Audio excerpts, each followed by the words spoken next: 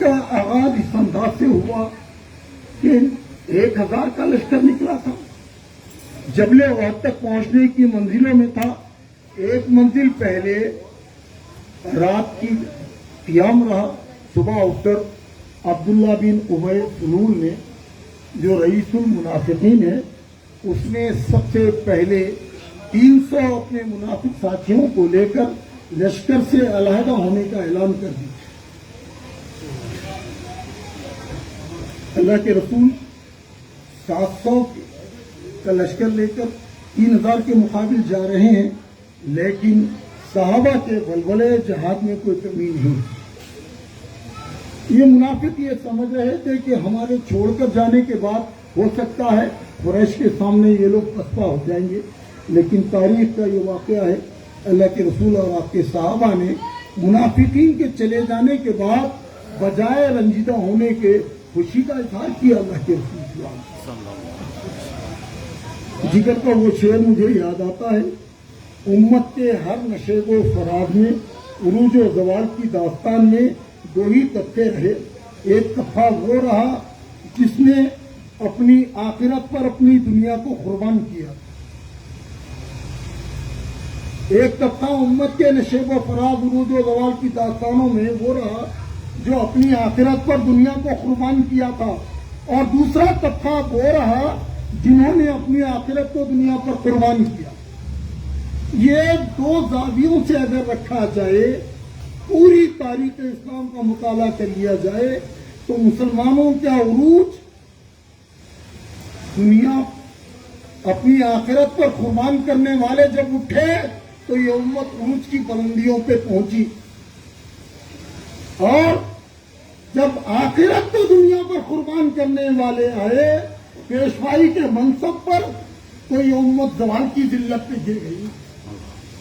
پوری 1400 سال کی تاریخ کا جائزہ لیجئے تو یہ ایک باب نظر آئے گا کہ جس نے آخرت پر دنیا کو قربان کیا وہ عروج کی بلندیوں پر دین حق کی سربلندی کا ذریعہ بن گیا، اور جس نے اپنی آخرت کو اپنی دنیا پر قربان کیا وہ لوگ اس امت کے لیے بلکہ ذلت کا ذریعہ بن گئے، چاہے پیشوا کی حیثیت سے ہو، کسی بھی حیثیت کے مالک ہو۔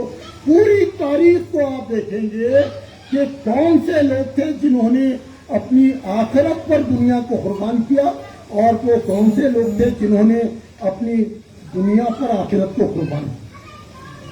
صحابہ کا سب سے بڑا جو امتیازی وصف ہے وہ وصف یہی ہے کہ پورے صحابہ کی جماعت اپنی آخرت پر اپنی دنیا کو قربان کر چکے، اپنی دنیا اپنی آخرت پر قربان کر چکے تھے، اور آج اپنی آخرت دنیا پر قربان کرتے ہیں۔ غزوہ احد کا معرکہ، اور اس میں بہت سارے صحابہ، تفصیل کے ساتھ آپ جائیں گے، کفار 3000 کا لشکر لے کر آئے، 3000 اونٹوں پر سواری کرتے ہوئے آئے، اور 200 گھوڑے لے کر آئے، اور 700 زرہ لوہے کا آہنی لباس پہن کر آئے، اور ہتھیاروں کی کوئی کمی نہیں، مال و متاع کی کوئی کمی نہیں۔ 15 منتخب خواتین کو قریش سے لائے اس بات پر کہ اپنے سپاہیوں کے حوصلوں کو بڑھائیں، ان کی غیرت اور حمیت کو للکارے میدان جنگ میں۔ اور اس طرف آپ جانتے ہیں، تفصیل دیکھیں گے، اہل اسلام کے لشکر میں کیا تھا، کتنے اونٹ تھے، کتنے گھوڑ سوار تھے۔ ایک مورخ کو لکھا کہ 50 گھوڑ سوار تھے، لیکن دوسرے مورخ نے اختلاف کیا۔ تاریخ میں راویوں کا اختلاف ہے اس انداز سے۔ بہرحال غزوہ احد میں بعض معاملات ایسے ہیں جو ناقابل فراموش ہے۔ سب سے بڑا معرکہ وہ یہی ہے کہ عینین کی پہاڑی پہ اللہ کے رسول نے صحابہ کا جو دستہ تیر اندازوں کا کھڑا کیا تھا، اللہ کے رسول کے حکم کی سردابی کے نتیجے میں غزوہ احد جو جیتی ہوئی جنگ تھی اس کا پاسا پلٹ گیا۔ درس یہ ملتا ہے کہ اطاعت رسول سے اگر ہم رخ موڑ لیں گے تو فتح نہیں شکست مقدر بن جائے گی۔ زندگی کے ہر ڈگر پر، ہر معاملے میں، ہر قدم پر اطیع الرسول کا ایک مژدہ ہمارے سامنے ہونا چاہیے۔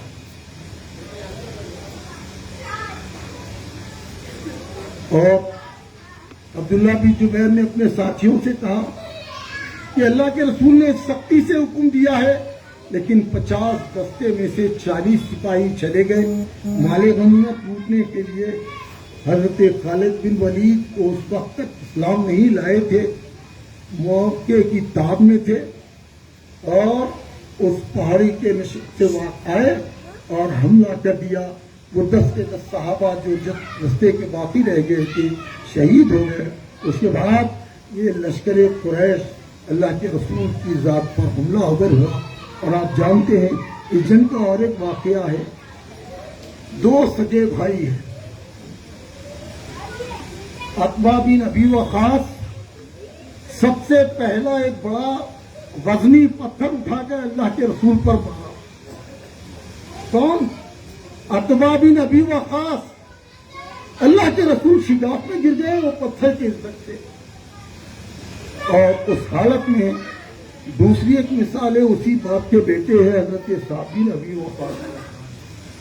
حضور کے دندان مبارک شہید ہو گئے، خرد کی کڑیاں آپ کے رخسار میں دھس گئیں، اور پورا چہرہ خون آلود ہو گیا، لہو سے سرخ ہو گیا، اور آپ گر گئے تھے۔ حضرت طلحہ نے آپ کو اپنے کاندھے پر بٹھا کر اٹھایا۔ اس وقت کفار چاروں طرف سے گھرے ہوئے تھے، صرف 10 صحابہ حضور کی رفاقت میں موجود تھے۔ اور غزوے کی تاریخ میں یہ بات آتی ہے کہ اس میں 8 صحابہ تھے اور 2 مہاجر تھے۔ 8 انصار تھے اور 2 مہاجر تھے۔ انصاری صحابہ کا ایک کے بعد دیگر اللہ کے رسول پر آئے اور اپنی پیٹھ اہل قریش کے تیروں کی طرف کرتے ہوئے جان شہادت میں کیا۔ اللہ کے رسول پہ اس کے بعد دونوں مہاجر صحابہ بھی، اس کے بعد جیسے ہی اللہ کے رسول کو گراوا دیکھا تو 2 صحابہ کے بڑے سنگ احادیث میں اور مورخین نے اس کا تذکرہ کیا۔ ایک حضرت سعد بن ابی وقاص کا تذکرہ ہے کہ اللہ کے رسول اپنے ترکش کو کھول کر رکھ دیا، حضرت سعد آئے اور کمان میں تیر تان کر کفاروں کی طرف برسانے لگے۔ اللہ کے رسول زخموں سے چور ہونے کے باوجود بھی آپ کی زبان مبارک سے نکلا، اے سعد تیر پہ تیر چلاؤ، میرے بابا تم پر قربان۔ سعد تیر پہ تیر چلاؤ، میرے ماں باپ تم پر قربان۔ اور دوسرے صحابی جو اس وقت موجود ہے حضرت طلحہ جو عشرہ مبشرہ میں ہے، وہ بھی اللہ کے رسول کی طرف سے لڑتے ہوئے دونوں صحابہ نے۔ اور تیسرے ایک صحابی کا نام آتا ہے حضرت ابو جانا۔ ابو جانا کا امتیاز یہ تھا، حضور غزوے کے آغاز میں اپنی شمشیر اٹھائے اور صحابہ کو دینے کے لیے اعلان کیا کہ کون ہے اس تلوار کو لینے والا۔ تاریخ مورخ نے لکھا آگے بڑھنے والوں میں حضرت عمر بھی تھے، حضرت علی بھی تھے، حضرت زبیر بھی تھے، سارے جیت صحابہ تھے۔ اور اس وقت ابو جانا بنسبت ان صحابہ کے ذرا نوجوان تھے، آپ بھی آگے بڑھے۔ اللہ کے رسول سے کہا، اے اللہ کے رسول یہ تلوار مجھے دیجئے، میں اس کا حق ادا کروں۔ حضرت ابو جانا کو اللہ کے رسول نے جیت صحابہ کی موجودگی میں اپنی تلوار حوالے کر دی۔ اور اس کے بعد لکھا جاتا ہے حضرت زبیر نے اپنی روایتی بیان فرمایا کہ میں حضور کی تلوار لینے کے بعد ابو جانا کو میدان جنگ میں غور کر رہا تھا کہ یہ کیسے اس تلوار کا حق ادا کرتے۔ جو سامنے آیا ابو جانا نے اس کو واصل کر دیا، اس کو ہلاک کر دیا، اس کو مار دیا، اور صفوں کو الٹتے آخری روز تک پہنچ گئے۔ اور حد یہ ہو گئی کہ قریش کے خواتین کا خیمہ آ گیا، اور قریش کی خواتین کی سردار ابو سفیان کی اہلیہ سامنے آ گئی، لیکن جنگی لباس میں تھی، وہ بھی اس کو پہچانا نہیں، اور آپ نے تلوار اٹھا لیا کہ کوئی مرد سپاہی ہے، لیکن وہ خاتون ہندا بنت عتبہ نے چیخ کر کہا میں خاتون ہوں۔ میدان جنگ میں جب کہ غیظ و غضب کا عالم ہوتا ہے، حضرت ابو جانا کے تعلق سے حضرت زبیر نے بیان کیا، میں غور کر رہا تھا کہ حضور کی تلوار کا حق ابو جانا کیسے ادا کریں گے۔ حضرت ابو جانا نے ہندا کے سر پر تلوار رکھ دیا، لیکن جیسے ہی آواز خاتون کی سنی وہ تلوار کو اٹھا لیا۔ ایک عورت پر حملہ نہیں کیا۔ ابو جانا اس کے بعد حضور سے زخمی ہو کر آئے تو احد میں پلٹ کر آئے اور آ کر تلوار مارا تو بازو رکھی، اس کے بعد اپنی پیٹھ کو ڈھال بنا کر اللہ کے رسول کے سامنے کھڑے ہو گئے اور سارے تیر آ رہے تھے، ابو جانا کی پیٹھ چھلی ہو رہی۔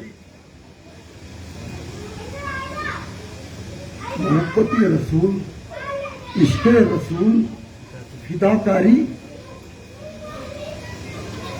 یہ ساری اگر دیکھنا ہے تو غزوہ احد کے ایک غزوے میں نظر آئے گا۔ میں اس لیے یہ کہوں گا کہ شاید مولانا حبیب پورے غزوات میں غزوہ احد کو سالانہ کیوں مناتے تھے، میں اس پر کھلا کہ شاید یہ پورے واقعات عشق رسول، محبت رسول کے چشمے کو دلوں میں، ذہنوں میں اجاگر کرنے والا ہے۔ اور یہ غزوے کے واقعات کو اگر تفصیل سے سنا جائے، بہت سارے ایسے واقعات اس میں ہیں، اور اس انداز سے کہ ایک مرحلہ ایسا آ گیا، حضرت حمزہ حضور کے چچا اور میدان غزوہ میں، احد کے میدان میں جس طرف رخ کر رہے تھے کوئی مقابلے کی ہمت نہیں کر رہا تھا، لیکن وحشی بن عرب جو حبش کا رہنے والا تھا، اور حبش کے رہنے والے پر مقابلہ کرنے کے بجائے نیزے کا نشانی کے ساتھ استعمال کرتے تھے، ان کو اس میں ملکہ حاصل۔ وحشی بن عرب میدان کے ایک گوشے میں بیٹھ کر حضرت حمزہ کو تاک رہا تھا۔ حضرت حمزہ مسلسل جہاد کر رہے تھے، اور جو بھی مد مقابل آ رہا تھا آپ ایک ہی بار میں اس کا کام تمام کر دیتے تھے۔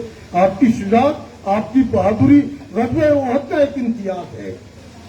لیکن وحشی بن حرب نے غفلت میں حضرت حمزہ کو دور سے گوشے میں بیٹھ کر نیزہ تانا اور آپ کی طرف اس نیزے کا وار کر دیا۔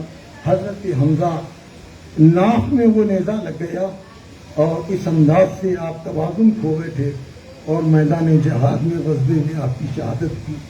اور آپ جانتے ہیں کہ 4 مہاجر صحابہ جو اس میں غزوہ احد میں، اور 65 انصار صحابہ شہید ہوئے۔ 4 مہاجرین میں سید شہداء حضرت حمزہ، اور دوسرا جو نام ہے عبداللہ بن جہش، کون ہے؟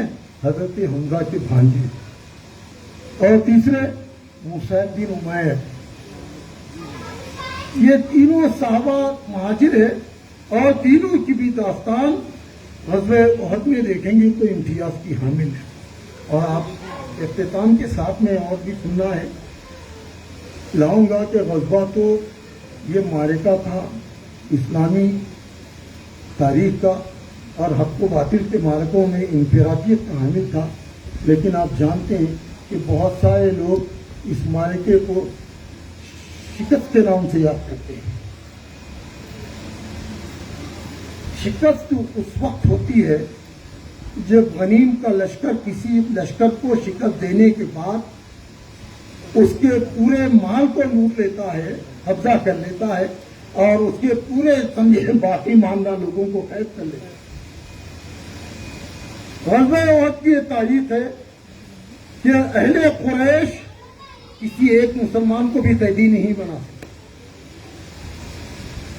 اہل قریش مسلمانوں کا مال اپنے قبضے میں نہیں لے سکتے، پلٹ کر صحابہ کے سامنے اس بات کی جھوٹی خبر اڑا دی گئی کہ نعوذ باللہ اللہ کے رسول شہید ہو گئے. اس سے مسلمانوں میں خراش ایک خوف کی کیفیت پیدا ہو گئی اور وہ انتشار کی کیفیت جو ہے تاریخ اسلام کا وہ بھی ناقابل فراموش بات. اور اس بات میں اللہ کے رسول کے حیات کا اعلان کرنا، حضور کی آواز حق بلند ہونا، اس وقت حکمت کا تدبر کا تقاضا تھا. اللہ کے رسول نے اپنی زبان سے صحابہ کو بھی کہا خاموشی اختیار کرو. ابو سفیان للکار رہا تھا، قریش کا سردار تھا، لیکن اللہ کے رسول نے سب سے پہلے اس نے غزوہ احد کے اختتامی مرحلے پر حضور کا نام نامی لے کر کہا. سناٹا حضرت عمر کا بھی، حضرت زبیر کا بھی، پورے صحابہ جانثار بن کر آئے اور حضور کے اطراف حالہ بنا کر ٹھہر گئے. اور کسی کو 70 زخم آئے، کسی کو 40 زخم آئے، کسی کا پیٹ لہو لہان ہو گئی، کسی کی سینے خون سے بھر گیا، سارا جسم خون سے تر ہو گیا. تمہارے ماموں حضرت حمزہ بھی شہید ہو گئے. انہوں نے انا للہ و انا الیہ راجعون پڑھ لیا. اس کے بعد اطلاع دینے والے نے کہا تمہارے شوہر نامدار حضرت مصعب بن عمیر بھی شہید ہو گئے. تو آپ ایک دم دھاڑے مار کر رونے لگیں. تو اللہ کے رسول نے کہا ایک عورت کے لیے اس کے شوہر سے زیادہ اور کوئی عزیز نہیں ہوتا، ہم نہ اس لیے رو رہی. بنی دینار کی ایک عورت آئی، مدینے سے نکل کر حیران ہے، پریشان ہے اور اس حالت میں آئی ہے.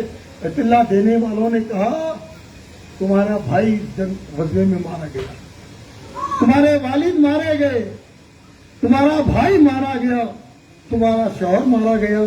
تو وہ بنی دینار کی خاتون نے کہا انا للہ انا للہ کہا. اس کے بعد ایک ہی سوال پوچھا اللہ کے رسول کیسے ہیں؟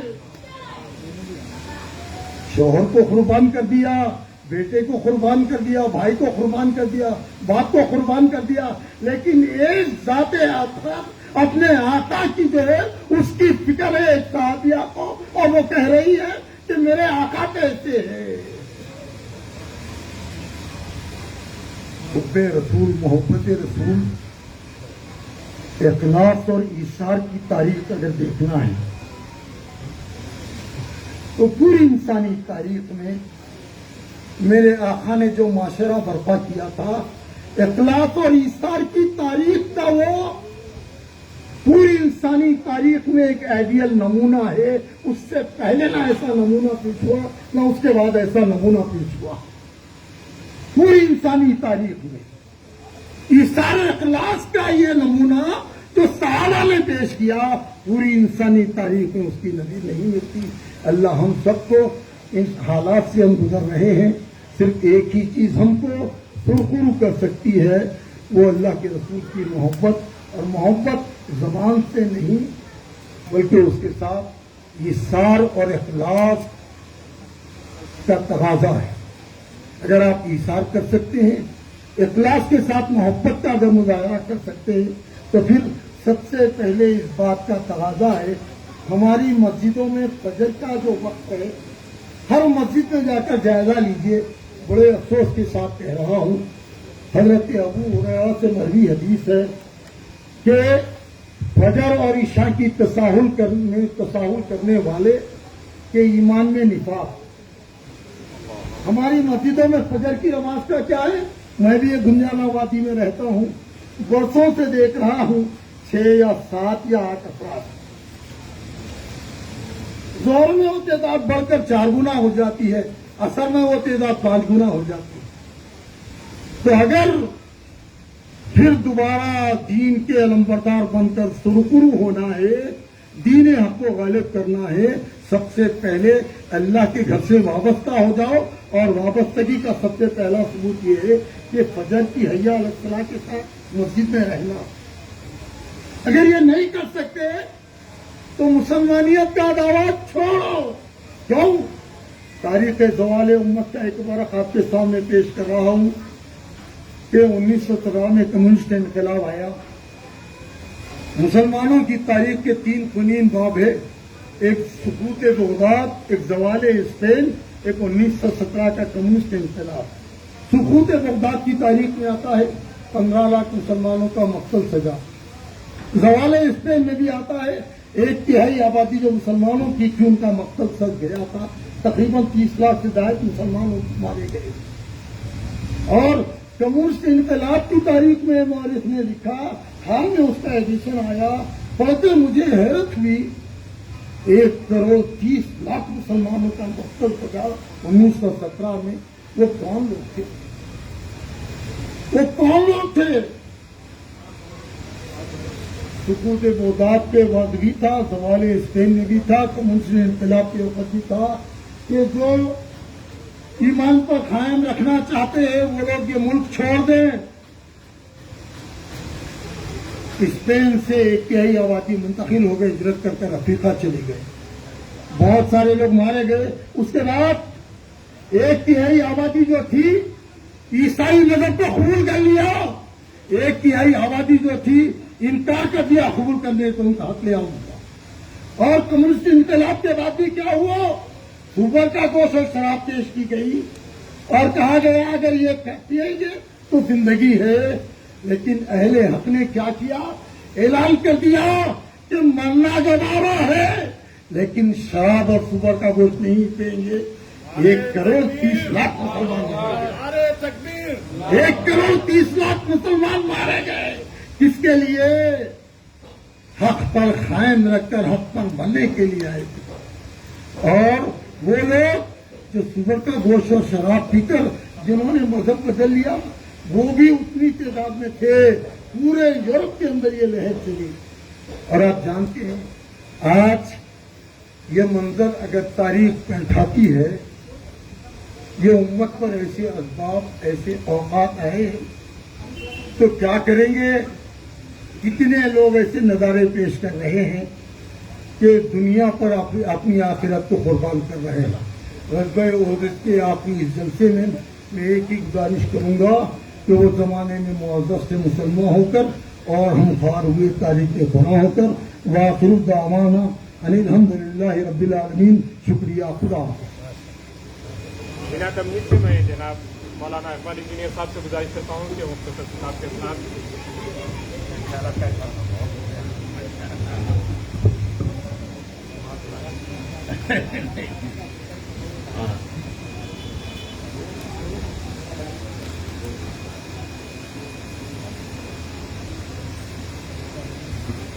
مختصر کیوں بولے آپ؟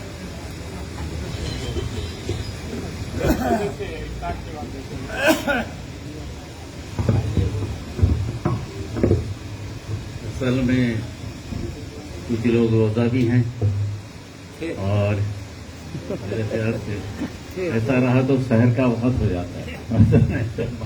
یہ مسئلہ ہے. بہرحال نحمد صلی اللہ رسول کریم ربی اشرح لی صدری ویسر لی امری واحلل عقدۃ من لسانی یفقهوا قولی. سب سے پہلے تو اس محفل میں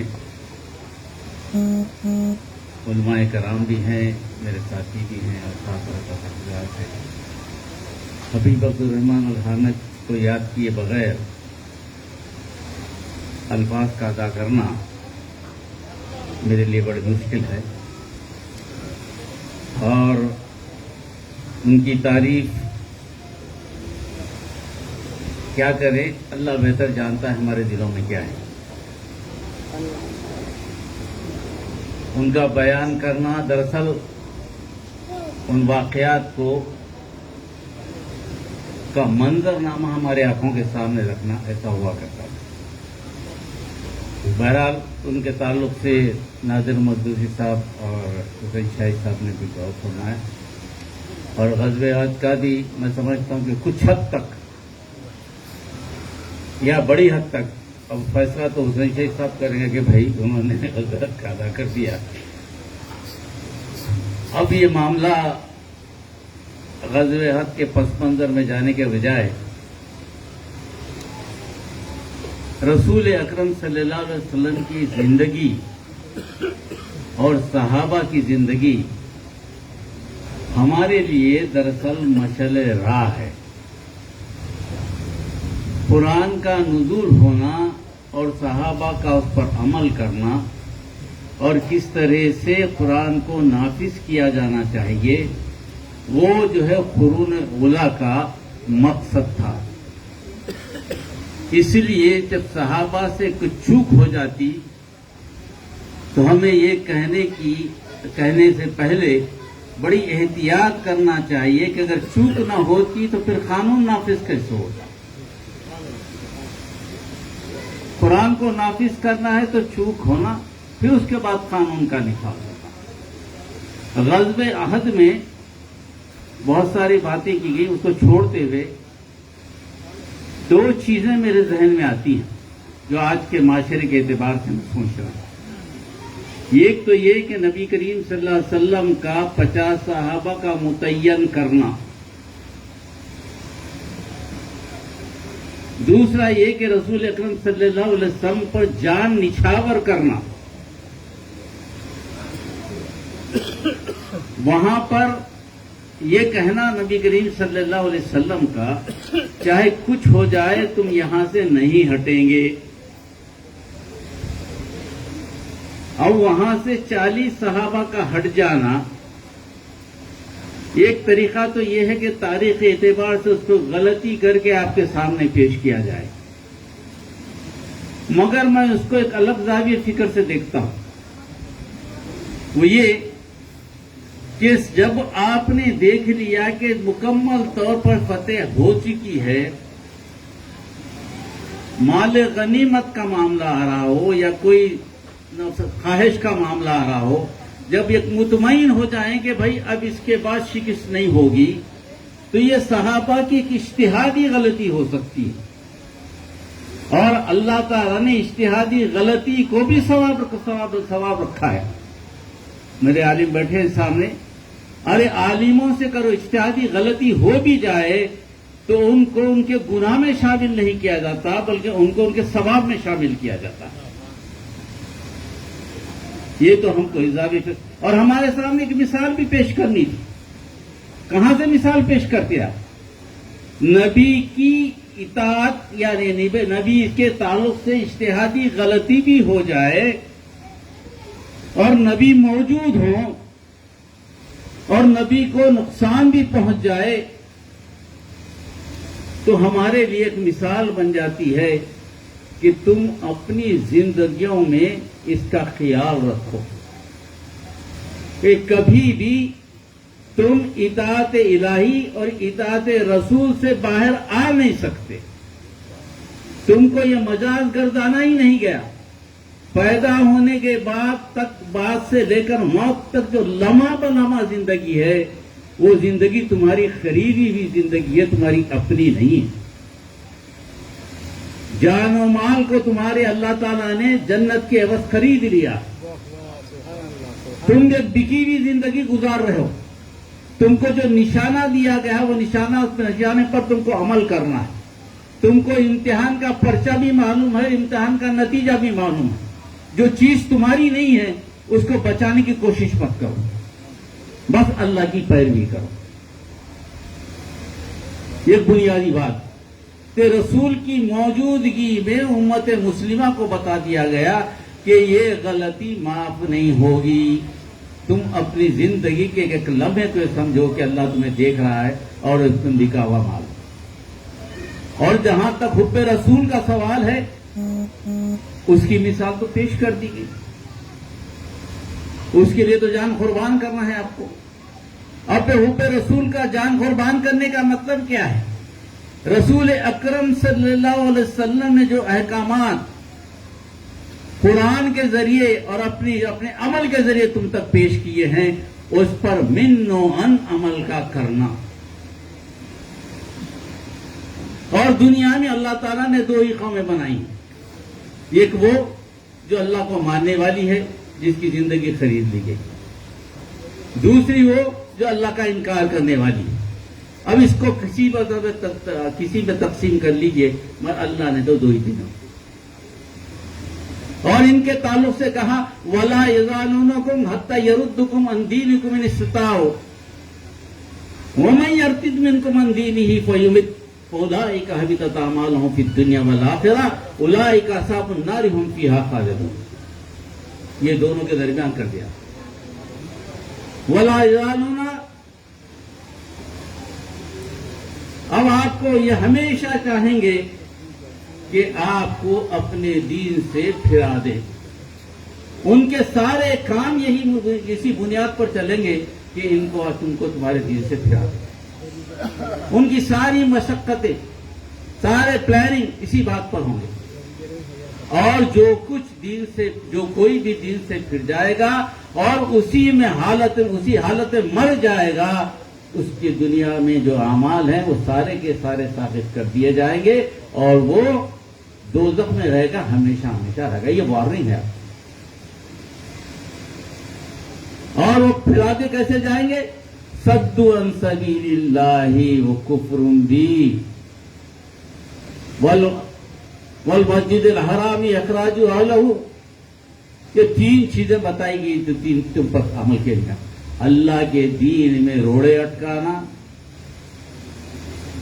اللہ کے دین کا انکار کرنا، مساجدوں سے تم کو نکال کر باہر کرنا. یہ 3 بنیادیں ان کی بھٹکانے کی ہوں گی. اس کے علاوہ آپ دیکھیں کہ دنیا میں کبھی بھی کوئی اس کے علاوہ کوئی ایسی چیز نہیں ہوئی. آج غزوہ حج سے اگر آپ سبق لینا چاہتے ہیں تو یہ ایک طرف قریش جن کے پاس طاقت ہے، ایسی قوت جو لڑنے والے جنگجو، جن کے دل میں نفرت کا جذبہ ہے کہ 70 ہمارے شہید ہو گئے، ہم کسی طرح اس کا بدلہ لیں گے، ہماری قوت کے آگے بھلا مدینہ کیسا پھیل سکتا. یہ غرور. دوسری طرف مسلمان بڑی کم تعداد میں ابھی گئے، ابھی حکومت قائم نہیں ہوئی، اب اقتدار قائم نہیں ہوا، اقلیت میں مجبور ہیں، بے بس ہیں، کوئی حالات کوئی چیزیں نہیں اس حالت میں. مگر کیا نبی کریم صلی اللہ علیہ وسلم نے صبر و برداشت کی آپ کو دعوت دی؟ صبر کرو، وہ آ جائیں گے، مار کھا لو. کیا ایسا بات کہی گئی؟ کہی انتظار کرو، اللہ آپ کی مدد کرے گا، یہ کہا گیا؟ بتائیے مجھے. نہیں، عالم اسباب میں تو اسباب کو اختیار کرنا ہی پڑے گا آپ کو. اللہ کی مدد کے انتظار کریں، نصرت آ جائے گی، اللہ کسی کو بھیج دے گا. اگر یہ تصور ہے، یہ ایمان نہیں ہے. نبی نے یہ نہیں سکھایا، یہ ایمان نہیں، نبی نے سکھایا. نبی ہمیشہ اقلیت میں ہوئے. مولانا بیٹھے ہیں، جرأت کرتا ہوں ان کے سامنے بولنے کی. نبی ہمیشہ اقلیت میں آئے. یہ ایک آیا نبی ایک آیا، اس کے ساتھ لوگ جمع ہوئے. ہمیشہ دنیا میں اقلیتی افواج کو ہی کامیابی ملی ہے، اکثریت کو نہیں ملی. جہاں اکثریت کا بھروسہ کیا گیا، جنگ حنین میں کیا ہوا؟ نصرت آپ کو اللہ کی مدد سے ملتی اور حوصلے سے ملتی، اللہ پہ ایمان سے ملتی ہے. مدد کرنے والا کون ہے آپ کا کہ دنیا کی مدد آئے گی آپ کو؟ کون مدد کرے گا؟ مدد تو خود آپ کو اپنی کرنے پڑے گا، بھروسہ اللہ پہ رکھنا پڑے گا. آج ہندوستان میں آپ جس مرحلے پہ ہیں، میں سمجھتا ہوں، میں اپنے چھوٹے سے علم کے تجربے کی بنیاد پر میں جو محسوس کرتا ہوں آپ کے سامنے رکھتا ہوں. تاریخ ہند میں مسلمانوں کے لیے ہندوستان میں کبھی ایسا برا وقت نہیں آیا، ایسا برا وقت نہیں آیا. آپ کرنے والا بن چکے، جیسے کہ سقوط بغداد کی بات کی گئی. آپ کو اتنا پست ہمت کر دیا گیا ہے کہ آپ میں حوصلہ اور ضرورت ہی نہیں ہے. احتجاج کی قوت ہی نہیں ہے آپ کے پاس. یہ خوف طاری ہے.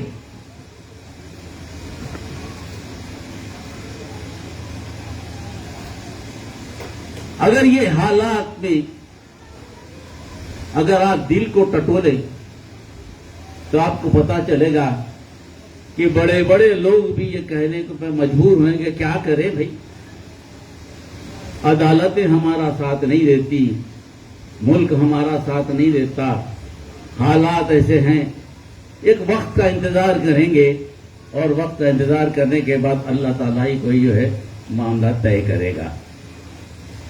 वक्त का इंतजार करने वालों को कभी वक्त नहीं मिलता, ये ज़हन में रखिए। आपको अपने अंदर से ये चीज पैदा करनी पड़ेगी, जैसे ग़ज़वे उहद की है। हमें क्या करना है बहैसियत उम्मत, बहैसियत मुसलमान नहीं, मसलकों में बटा हुआ मुसलमान नहीं,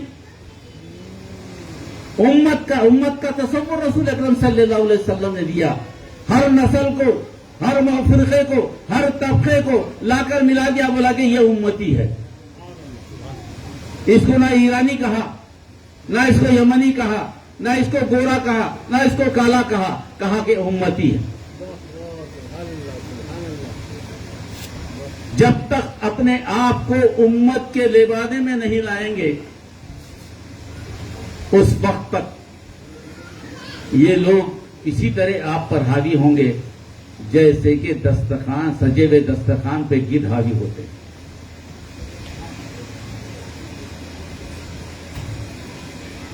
दूसरी अहम चीज,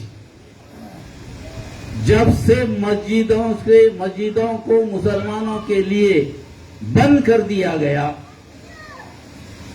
मस्जिदें हमारे मामलात को हल करने वाली न रही, मस्जिदें सिर्फ नमाज पढ़ने तक महदूद रही और उसके बाद उसको मुखफ़्फ़ल कर दिया गया। और ये चाल सलाहुद्दीन अय्यूबी के बाद से चली गई।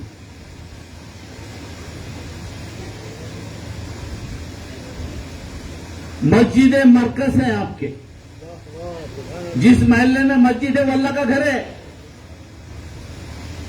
मस्जिद में नमाज के लिए जाते हैं तो अल्लाह के हुजूर में जाते हैं। मस्जिद में जब नमाज को सूरह फातिहा पढ़ी जाती है, समय सूरह पढ़ी जाती है, अल्लाह के हुजूर में आप अल्लाह से बात कर रहे हैं। कुरान क्या है? गुफ्तगू है ना आपकी अल्लाह से,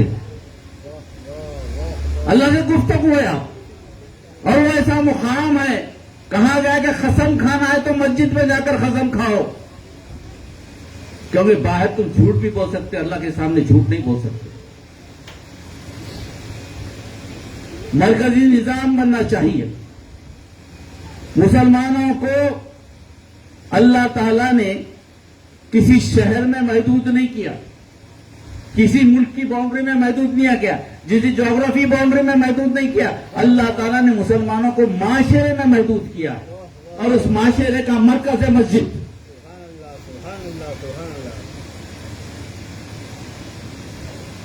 मस्जिदों से हम हटा दिया गया। क्यों हमारा कोई मामला मस्जिदों में हल नहीं होते?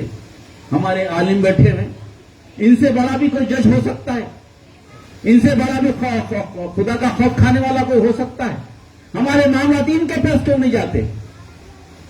हम इनसे क्यों मशवरा नहीं लेते? ये हमारे लिए अहम क्यों नहीं है? अगर इस तरह से एक मस्जिद मरकज बने और उसके सारे मामलात उस मस्जिद के तहत आ जाएं, और जुर्रत करता हूं मैं कुछ बोलने की, ज़कात का निजाम भी मस्जिद के तहत लाएंगे। ज़कात को हमने कायम नहीं किया हिंदुस्तान में, इनफरादी तौर पर तकसीम होती है ज़कात। कुछ रुझानात होंगे, कई मसाले होंगे, वो उलमा की बात है, और उलमा को आज फैसला करना पड़ेगा। जब तक के मुसलमानों में इत्तेहाद और इत्तेफाक पैदा करने की आपकी बात चलेगी, ये उस वक्त तक पैदा नहीं होगी जब तक के मुसलमानों के मसाइल को भी हल नहीं करेंगे। नबी करीम सल्लल्लाहु अलैहि वसल्लम ने सिर्फ नमाज के लिए मुसलमानों को नहीं बुलाया, मुसलमानों के पेट की फिक्र की आपने।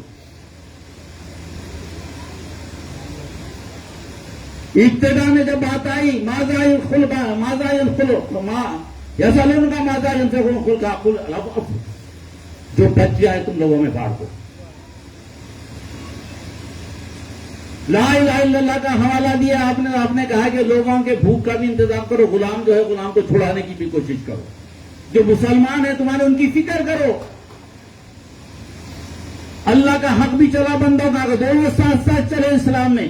آج ہم اللہ کے حقوق کی دعوت دیتے ہیں سارے مسجدوں میں, بندوں کے حقوق کے تعلق سے ہماری بات ہی نہیں ہوتی, تو پھر مسلمان جمع کیسے ہوں گے؟ KCR جمع کرتا ہے تو 1 لاکھ مسلمان جمع ہو جاتے ہیں اس کے پاس, پر ہم جمع کرتے ہیں تو بڑی مشکل سے بول کے 1000 آدمی بھی جمع نہیں کر سکتے, اس لیے کہ ہماری دعوت ادھوری ہے.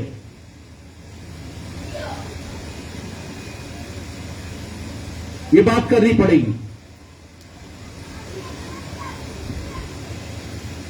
اور بڑا یسألونک ماذا ينفقون قل ما انفقتم من خیر فللوالدین والاقربین والیتامى والمساکین وابن السبیل. پوچھتے تھے نا صحابہ کا مزاج تھا, ہم اتنا کما لیے نبی کریم صلی اللہ علیہ وسلم, یہ تو بانٹ دیے روزانہ خرچ کرنے کا, ہم بانٹ دیے لوگوں کو, مگر اب زیادہ بچ گئے, ہم کیا کریں؟ کیا فکر تھی ان کو آپس, کیا بھائی تھے, کیا سوچتے تھے اپنے بھائیوں کے تعلق سے, کیا فکر مندی تھی. نماز بھی پڑھ رہے, لوگوں کی فکر بھی کر رہے, کہا باپ کو دے دو, اپنے قرابت داروں کو دے دو, یتیموں کو دے دو, راستہ چلنے والے مسافروں کو دے دو. اس کے بعد زکوٰۃ کا حکم آیا, 4 ارکان زکوٰۃ, سورہ توبہ کی 7ویں آیت. کیوں ہم جاتے ہیں؟ سیاست سے ہم کو دور رکھا گیا. کیا سیاست نبی کریم صلی اللہ علیہ وسلم کا طریقہ کار نہیں تھا؟ نبی کریم صلی اللہ علیہ وسلم سیاست نہیں کرتے تھے. سیاست ہمارا جز ہے نا زندگی کا. کیوں مذہب اور سیاست الگ ہے؟ ہم مذہب والے ہیں یا دین کے ہیں؟ مذہب کے ہیں تو مذہب پہ چلیے آپ. مذہب جو ہے نا صرف چند شعار کو بات کرتا ہے, روزانہ زکات ختم ہو گیا پرسن اللہ. ہم دین رکھتے ہیں, دین طریقہ. کوئی بھی لمحہ ہم دین سے باہر نہیں ہیں. سوتے ہوئے, چلتے ہوئے, ہر لمحہ جب تک ہم زندہ ہیں, ہر لمحہ ہر سیکنڈ اللہ کی موجودگی کا احساس ہمارے ساتھ ہونا چاہیے. یہ پیغام تو رسول اکرم صلی اللہ علیہ وسلم نے دیا. ہمارے معاشرت میں جہاں تعلیم دی جا رہی ہے, اصلاح معاشرے کی کوشش کی جا رہی, بہت اچھا ہے, اور اصلاح معاشرے کا ایک منظور ہے آپ کے پاس. نمازیں پڑھی گئی, روزے رکھے گئے, ساری چیزیں ہوئی, بہت اچھا کام ہے. ہم اس کے بعد کیا ہے ہمارے پاس؟ 11 مہینے کا کیا پروگرام ہے آپ کا؟ پروگرام ہونا چاہیے نا. آج تو ضروری ہے نا, کیونکہ آج تو معاملہ ہے ایسے مسجدیں آپ کی جو ہے نا ختم ہو رہی ہیں. گیپن والی مسجد کا کیس آ رہا ہے آپ کے پاس. لاؤڈ اسپیکر نکال دیا اعضا کا. کہا گیا کہ لاؤڈ اسپیکر کیوں نکالا گیا؟ تو نے بولا نہیں, ہم کو جو ہے نا آواز سے فکر نہیں ہے, آواز کی آلودگی ہم پہ بھی آتی ہے, ہم بھی بھجن گاتے ہیں, مگر ہمارے ملک میں اللہ اکبر ہم کو کیوں سنایا جا رہا ہے؟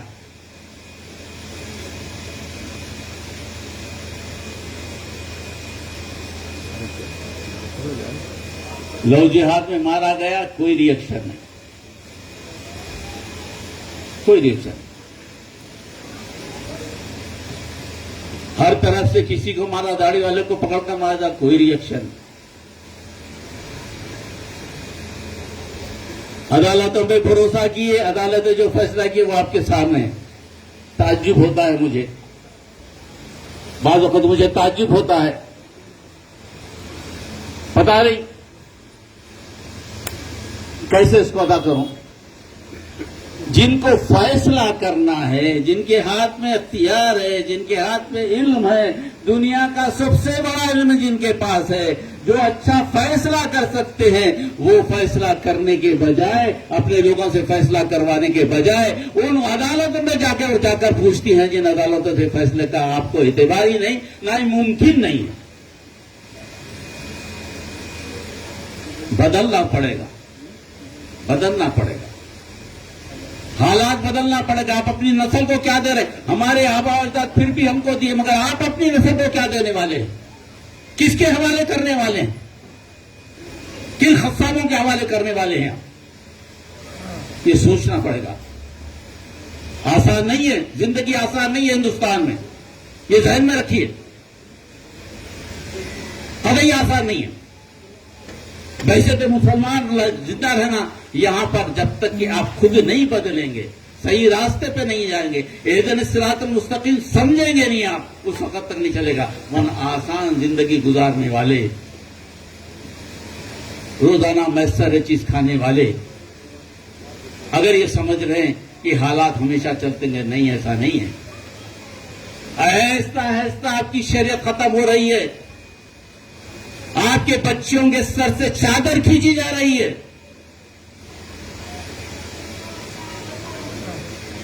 حجاب ختم ہو رہا ہے. آپ یہ ثابت کرنے میں ناکام ہے. حجاب زندگی کا لازمی حصہ ہے. سورہ احزاب میں آیا، سورہ نور میں آیا، کوئی ماننے کو تیار نہیں.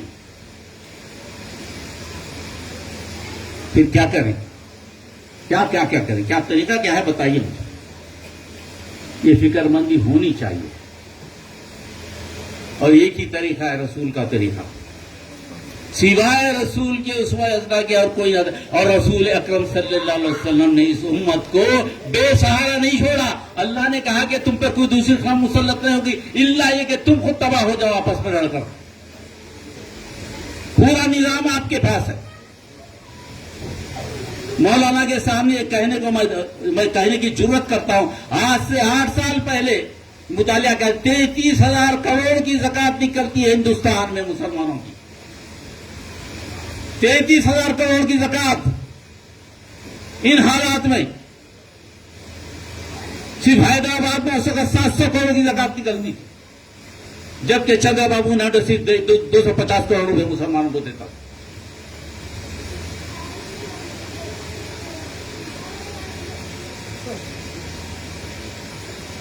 کیا آپ زکوٰۃ کا مرکزی سسٹم کیا اسلامی حکومت آنے کے بعد ہی قائم ہوگا یا نہیں ہوگا، یہ علماء کا فیصلہ ہے.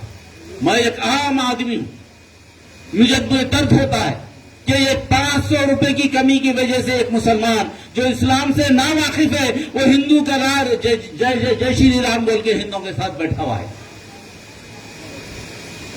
500 روپے کے لیے.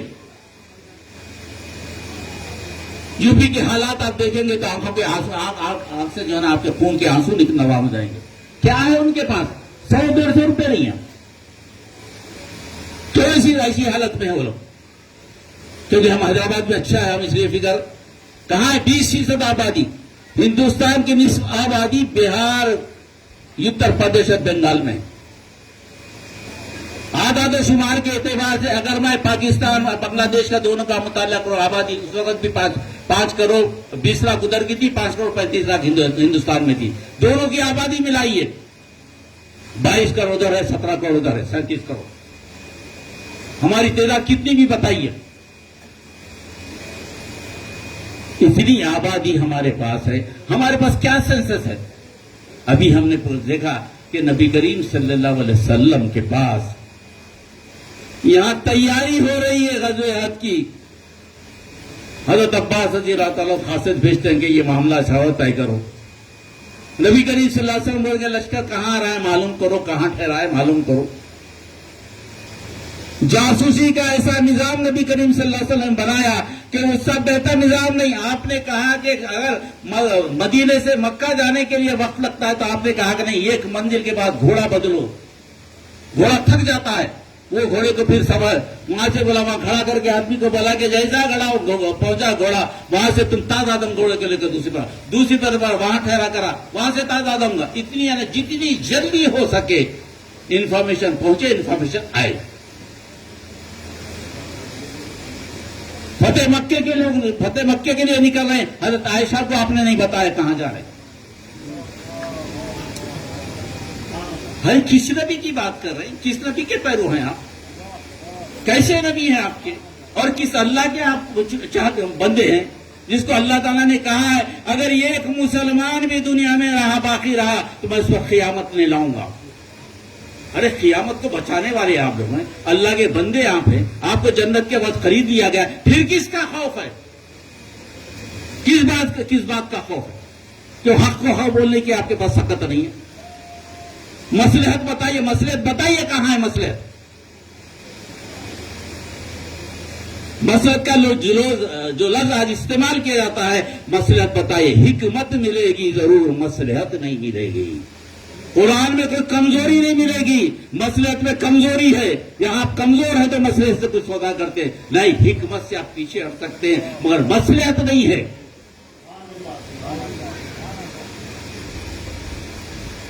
کبھی اللہ کا دین ایسا ہو سکتا ہے؟ کیا مسلمانوں کو اللہ تعالیٰ ایسی چھوڑ سکتا ہے؟ نہیں چھوڑ سکتا۔ مسلمان خود کو نہیں سمجھیں کہ کیا مسلمانوں کی اہمیت کیا ہے۔ Who are you؟ آج چن لی گئی قوم ہے بھائی، جیسے نبی چن لیے گئے ہیں اسی نبی کی امت کو چن لیا گیا ہے۔ ایسی امت آئی نہیں جیسی آپ ہیں، یہ پہلی امت ہے جس کو اللہ تعالیٰ نے انبیاء کا درجہ دے کر اس کو تبلیغ کی ذمہ داری دی ہے۔ کسی دوسری امت کو دی ہے کہ بتائیے؟ عیسیٰ علیہ السلام کی امت کو دی ہے، موسیٰ علیہ السلام کی امت کو دی ہے، کسی ایک نبی کو بتائیے کہ کہا ہے کہ تم دو لوگوں کو دین پہنچاؤ؟ نہیں بولا۔ كذلك جعلناكم أمة وسطا لتكونوا شهداء على الناس ويكون الرسول عليكم شهيدا۔ یہ تم کو کہا گیا، کسی دوسری امت کو نہیں گیا۔ لوگوں پر تم کو گواہ بنایا گیا اور گواہ دینے والے ماننے والے ہو گئے۔ کس طرح سے؟ وہ ایسا کرے گا، ایسا کرے گا۔ آپ اپنا کئی متبادل نظام کیوں نہیں بنا سکتے؟ کیا رکاوٹ ہے؟ کون روک رہا ہے آپ کو؟ ہندوستان کا کون سا قانون روک رہا ہے؟ اگر آپ چاہیں کہ مسجد کے اطراف کا معاشرہ ہمارا ایسا چلے، ہمارے درمیان کو جھگڑا تو ہم خود طے کریں، ہمارا عالم ہمارے درمیان بیٹھا رہے، ہماری زکات ہمارے درمیان آئے، بچوں کی شادی کے لیے ہم طے کر لیں، ایک مسجد کے اطراف جتنے گھر ہے 50 60 70 گھر، وہ گھر ایک جگہ ہو جائے، ایسے گھر ایسا محلے بنتے چلے جائے کہ محلوں میں اتفاق ہو جائے، تو بھلا بتائیے کہ کیا آپ کو ضرورت ہے اپنے سرکاری مدد کی؟ قطعی ضرورت نہیں، کوئی ضرورت نہیں ہے آپ کو۔ اللہ تعالیٰ نے آپ کو لوگوں پر اپنے ڈپینڈ کر کے نہیں بنایا، لوگوں پر انحصار کرنے والا نہیں بنایا، لوگوں کو آپ پہ انحصار کرنا ہے، آپ لوگوں پہ انحصار نہیں کرنا ہے۔ اگر آپ سمجھے اس کو، وقت لا رہا ہے، وقت پیدا ہو رہا ہے۔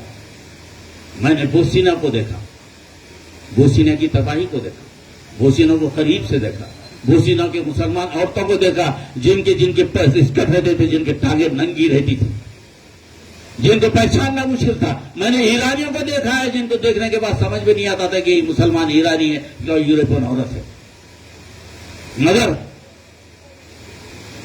وہ نسل تباہ ہو گئی، 2 نسل تباہ ہو گئے۔ اللہ کو ضرورت نہیں ہے۔ آپ نے ابھی طرف سے پڑھا کہ اللہ کی مدد کب آتی ہے؟ جب کہ آپ صحیح مسلمان ہو، آپ میں نفاق نہ ہو۔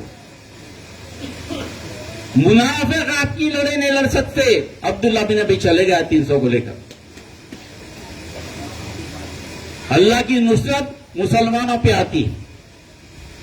جب یہ نسل تباہ ہوئی یورپ کی، بوسینہ کی، اسی بوسینہ میں نے دیکھا کہ پردہ دیکھا، اسی بوسینہ کی عورتوں کو دیکھا کہ حجاب دیکھا، اسی بوسینہ کے مردوں کو دیکھا کہ داڑھی آ گئی، اسی مسلمان کے بچوں کو دیکھا کہ قرآن لے کر نکل رہا ہے باہر۔ اللہ تعالیٰ نے اس کو مسلمان بنا دیا، کامیابی دے دی۔ ہمارے پاس بھی تطہیر ہوگی، یقین جانیے تطہیر ہوگی۔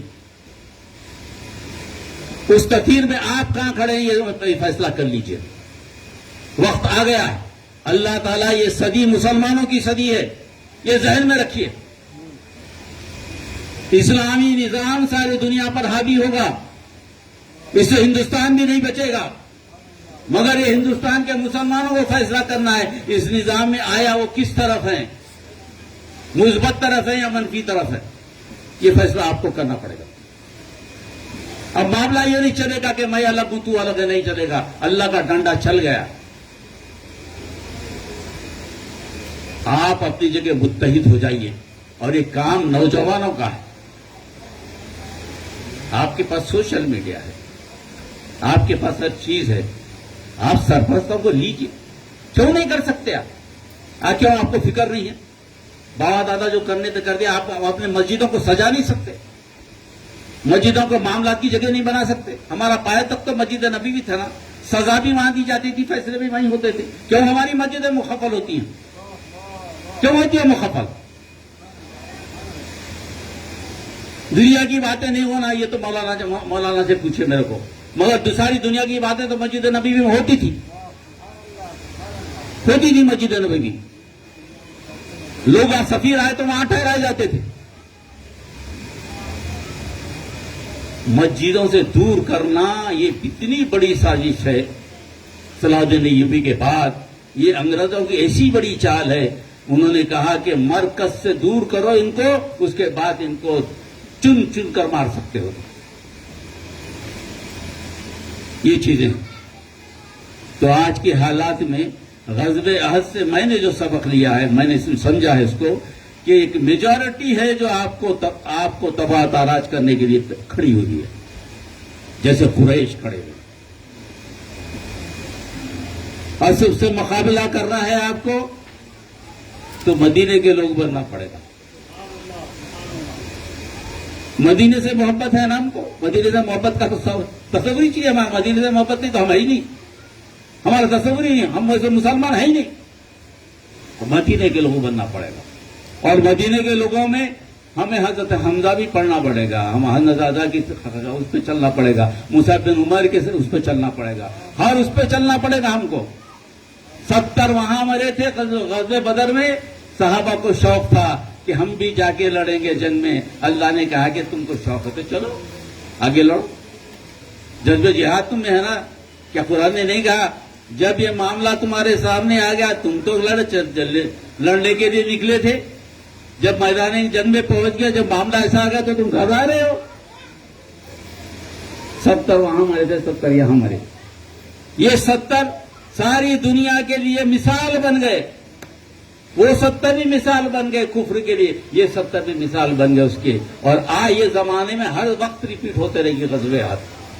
مسلمان ہمیشہ اقلیت میں رہے گا، الا یہ کہ حضرت عیسیٰ علیہ السلام آ جائیں، پھر اس کے بعد ہو جائے جو کچھ ہو جائے بس. مگر حالات کوئی صاف نہیں ہے، مگر حالات سے مایوس بھی نہیں ہونا. الا یہ کہ نوجوان باہر آئے، ان پہ سرپرستی جو ہے نا سمجھدار لوگ کریں. مسجدوں کا مقام بنائیے، مدارس بھی وہیں ہو. بچوں کا معاملہ ہوگا ابھی چلا گئے ہمارے پاس حجاب نہیں ہے تو داخلہ نہیں ملے گا. ارے خدا کے بندے کیوں حجاب نہیں ملے، کیوں داخلہ نہیں ملے گا؟ ہمارے میں دم نہیں ہے کہ ہم بولیں گے ہم بچوں کو نہیں بھیجتے اسکول میں. دم نہیں ہے ہمارے پاس. کیوں؟ وجہ کیا ہے؟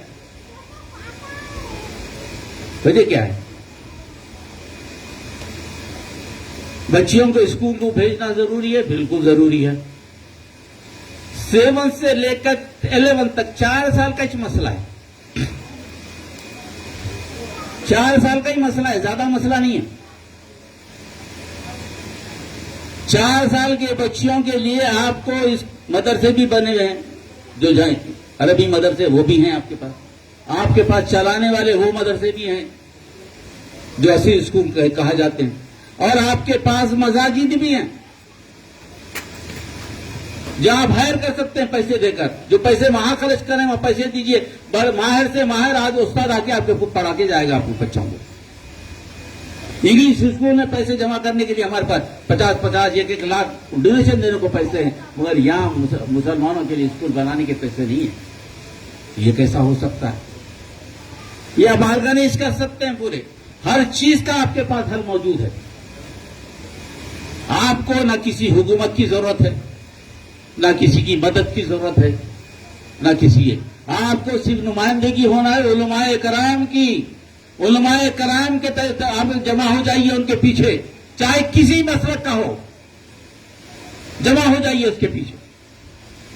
ان کو پکڑیے، سارا مسائل کا حل ہو جاتا ہے. اور لازمی بات ہے کہ علماء کی ذمہ داری کو علماء سے بہتر کون سمجھ سکتا ہے. مگر نوجوان ایکٹیو ہونا پڑے گا، نوجوانوں کے لیے کام. تو غزوہ احد میں یہ 2-3 چیزیں تھیں میں نے آج کے اعتبار سے آپ کے سامنے پیش کی. اور اگر کچھ سخت نکل گیا ہے میرے منہ سے تو میں اس کی معافی چاہتا ہوں. وہ اس لیے کہ جب تک کہ ہم خود نہیں کریں گے، ہم دوسروں پہ ذمہ داری ڈالیں گے کہ بھائی وہ علماء کو کام کرنا تھا، ان کو کام کرنا تھا، ان کو کام کرنا، سب کو کام کرنا، سب کام کرنا، ایسا نہیں ہے. ہم کیا کر رہے ہیں؟ ہم کیا کر رہے ہیں بھائی؟ ہمارے ہاتھ میں، ہم نوجوان کیا کر رہے ہیں؟ کیونکہ کلید تو آپ کے ہاتھ میں ہے، کنجی تو آپ کے ہاتھ میں. جب تک آپ آگے نہیں بڑھے گا کون کیا کرے گا؟ یہ کھڑے رہ کے میں تقریر کروں گا، ایک آدمی آ گیا علم کی بات کر کے چلے گیا، میدان عمل میں کون ہوگا؟ آپ ہو. اس اعتبار سے حبیب عبدالرحمن الحامد شاید جیسا کہ ہمارے حسین شہید نے کہا ہے مولانا نے کہ بھائی غزوہ احد کو اس لیے چنا ہے، شاید اس کے پیچھے مقصد تھا کہ آنے والے زمانے میں اس کو ایک مثال بنا کر لوگوں کے درمیان ایک ایسے جذبات کو بھرا جائے کہ لوگ مقابلے کے لیے تیار ہو جائے، ایک مثال قائم کرے. جیسے کہ نبی کریم صلی اللہ علیہ وسلم فرمائے تھے، ان کی پیروں کی دھول کے برابر بھی ہمارا کوئی عمل ہو جائے ہم کامیاب ہو جائیں گے انشاءاللہ. اللہم انا نسألک من خیر ما سألک منہ نبیک محمد صلی اللہ علیہ وسلم ونعوذ بک من شر ما استعاذک منہ نبیک محمد صلی اللہ علیہ وسلم وانت المستعان وعلیک البلاغ لا حول ولا قوة الا باللہ. صلی اللہ تعالی علی خیر خلقہ وآلہ وصحبہ اجمعین. سبحان ربک رب العزة عما یصفون وسلام علی المرسلین والحمد للہ رب العالمین. السلام علیکم ورحمۃ اللہ وبرکاتہ. اس سے پہلے کہ آج کے اس جلسے کے آخری خطیب مولانا صادق محی الدین صاحب اپنے صدارتی خطاب سے ہم سب کو محسوس فرمائے، میں جناب حبیب صالح بن عبداللہ جنیدی صاحب سے گزارش کرتا ہوں کہ وہ نعت شاہ کونین صلی اللہ علیہ وسلم پیش فرمائیں.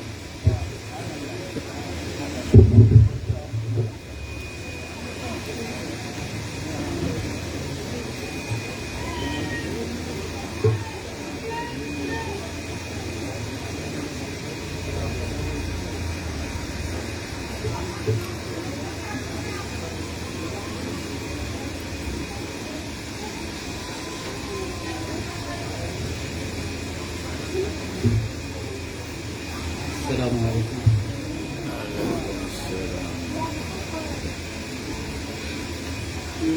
بفضل خدا یہ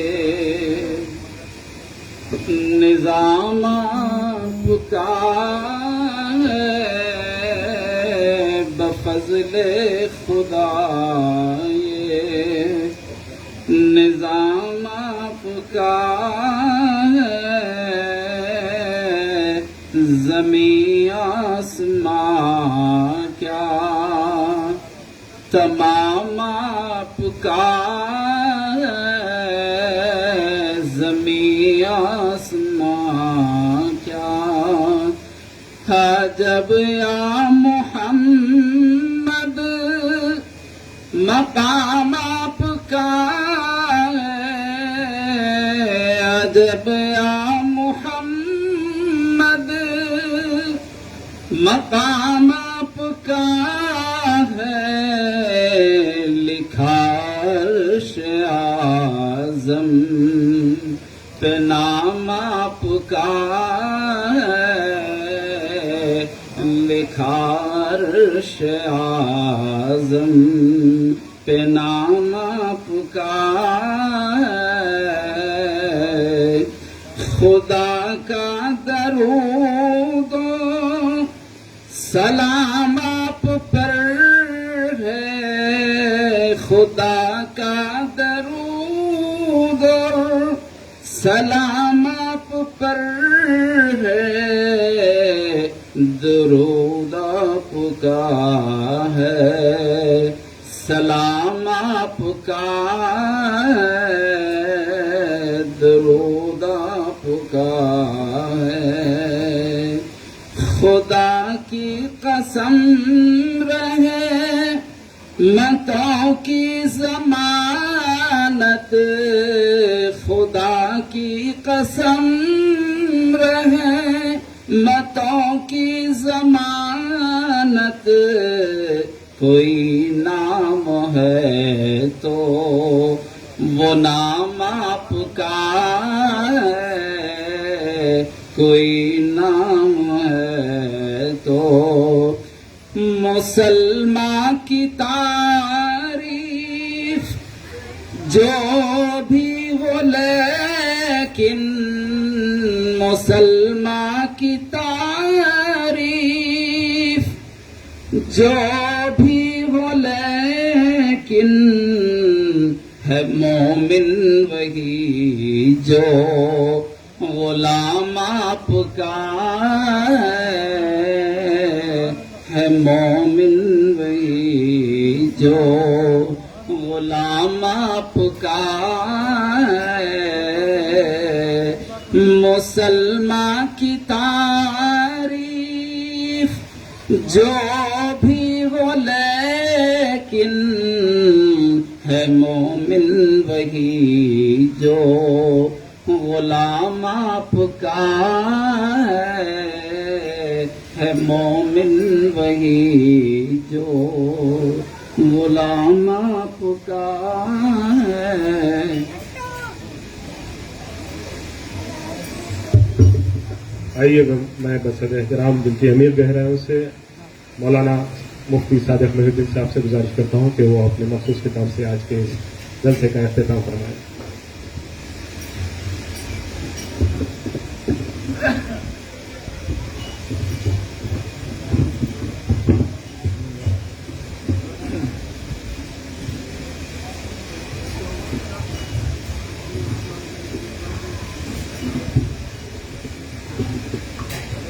بسم اللہ الرحمن الرحیم، نحمده ونصلي ونسلم على رسوله الكريم وعلى آله وصحبه أجمعين، أما بعد، فقد قال الله سبحانه وتعالى في القرآن المجيد: أعوذ بالله من الشيطان الرجيم، بسم الله الرحمن الرحيم، يا أيها الذين آمنوا ادخلوا في السلم كافة ولا تتبعوا خطوات الشيطان إنه لكم عدو مبين۔ معزز مہمانان گرامی اور معزز حاضرین و سامعین، آج کی بابرکت محفل جنگ احد کے عنوان سے منعقد کی گئی ہے، اور اس غزوے کے بارے میں ہم نے مولانا نادر مجلسی صاحب سے بہت کچھ سنا ہے، اور ہمارے حسین شہید صاحب، حضرت جناب حسین شہید صاحب نے دل کھول کر بہت سی واقعات کی طرف نشاندہی فرمائی ہے، اس کے نتائج بھی اخذ کر کے ہمارے سامنے رکھے ہیں، اور بڑی تفصیل کے ساتھ ہمارے جناب محترم اقبال انجینئر صاحب نے امت کو غزوہ احد کے سے جو روح اور جو پیغام ملتا ہے اس کا خلاصہ آپ کے سامنے رکھا ہے، اس کا پیغام ہم سب کو دیا ہے۔ میں چونکہ محسوس کر رہا ہوں وقت بہت زیادہ ہو چکا ہے، اس وقت کوئی گفتگو کی جائے یہ غیر مناسب ہے۔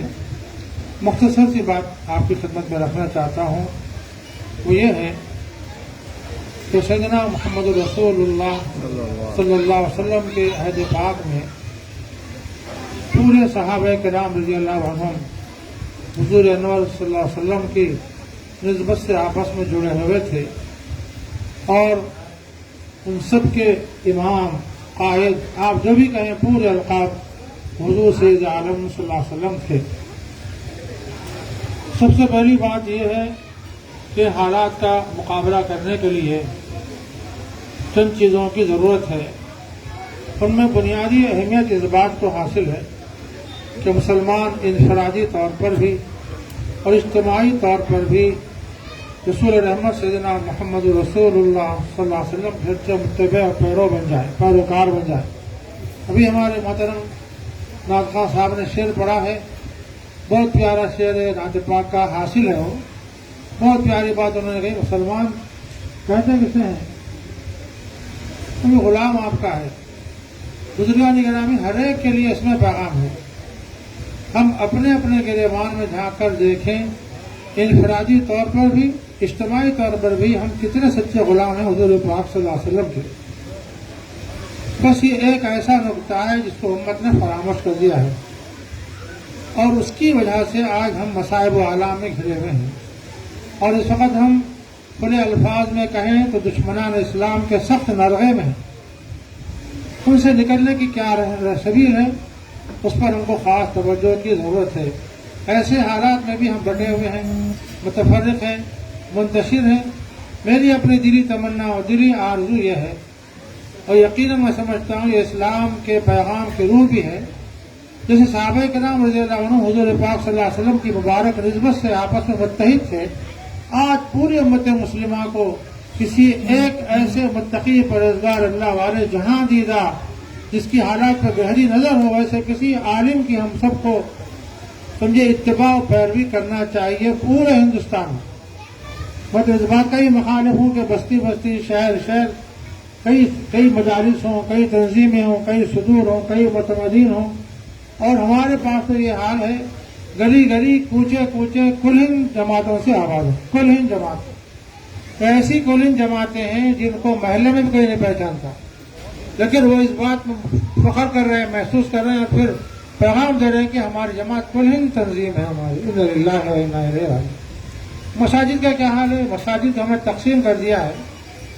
ابھی جیسے بھی ہمارے فیصلہ ہمارے علماء نے بیان کیا ہے کہ نبی رحمت صلی اللہ علیہ وسلم کے عہد میمون میں جو مسجد تھی، اس کا جو کردار تھا، اسلامی کردار، وہ آج کیوں محفوظ ہے. فیخر نے اس پر بہت درد مندی سے پرسوز انداز میں کئی مضامین لکھے. اور ایک واقعہ میں صرف عبرت کے لیے آپ کو سنانا چاہتا ہوں. اس میں کہ میری بڑائی یا فخر کی بات نہیں ہے، میں عرصے سے یہی بات کہہ رہا ہوں کہ مساجد کو اللہ کا گھر بنایا جائے. فلاں کی مسجد، فلاں کی مسجد، فلاں کی مسجد، یہ نہیں چاہیے. اور ایکر نے جہاں جہاں ایکر کو موقع ملا ہے، ایکر نے پوری کوشش کر کے، جدوجہد کر کے مساجد کو ویسا بنایا ہے کہ وہاں پر کوئی بھید بھاؤ نہیں ہے.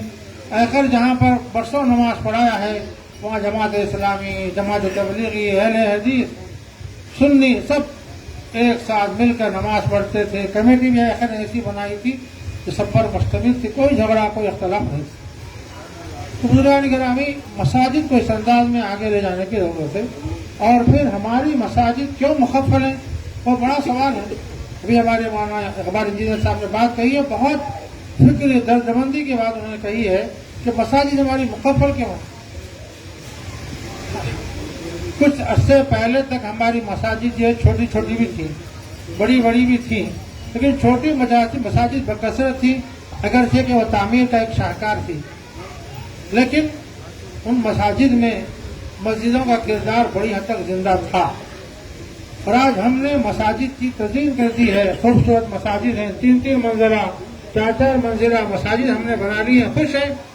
لیکن ابھی جیسے کہا گیا، مولانا حسین شہید صاحب نے کہا ہے، فجر کی نماز میں 6-7 افراد 4 منزلہ مسجد میں. تصور کیجئے.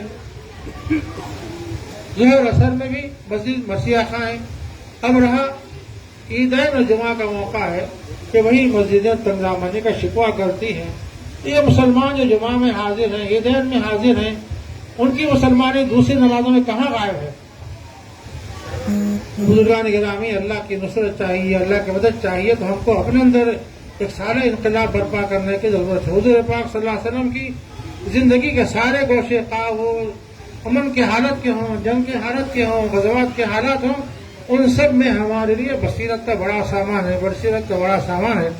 تو میں کر رہا تھا، ایک صاحب نے مجھ سے خواہش کی، ابھی نہیں سلالہ کی بستی قریب میں آپ کے، میں کوئی فرضی بات نہیں کہہ رہا ہوں اس سے، سلالہ مسجد کا نام بھول گیا میں.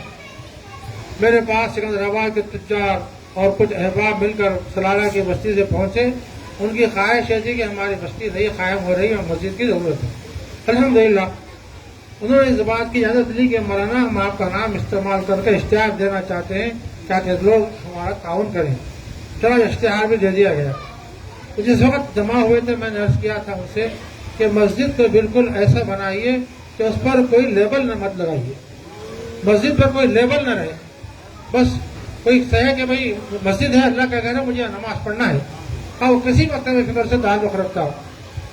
اس پر سب نے اتفاق کر لیا. مسجد الحمدللہ زمین خریدی گئی. زمین خریدی گئی 500 گز. اس کے بعد ایک صاحب تعمیر کے لیے آ گئے تو میں نے مشورہ دیا کہ دیگه 500 گز زمین کافی ہے. مسجد کے ساتھ مدرسہ ہونا چاہیے، مسلمانوں کی جو ضروری کام ہے ان سب کی یہاں انجام دہی ہونی چاہیے، اس لیے زمین زیادہ لیجیے، اللہ چاہے گا تو خود بخود بعد میں مسجد کوئی بنانے دے گا، لیکن بعد میں آپ زمین لینا چاہیں تو نہیں ملے گی۔ الحمدللہ اس مشورے کو انہوں نے قبول کیا، تعمیر کو پیچھے رکھا اور 1200 سے زیادہ زمین الحمدللہ جمع ہوئی۔ مسجد کا سنگ بنیاد حقل سے رکھا گیا، 3 کا ڈھالیاں ڈالا گیا، نماز حقل نے پڑھائی، نماز کا آغاز ہو گیا، مسجد آباد ہو گئی۔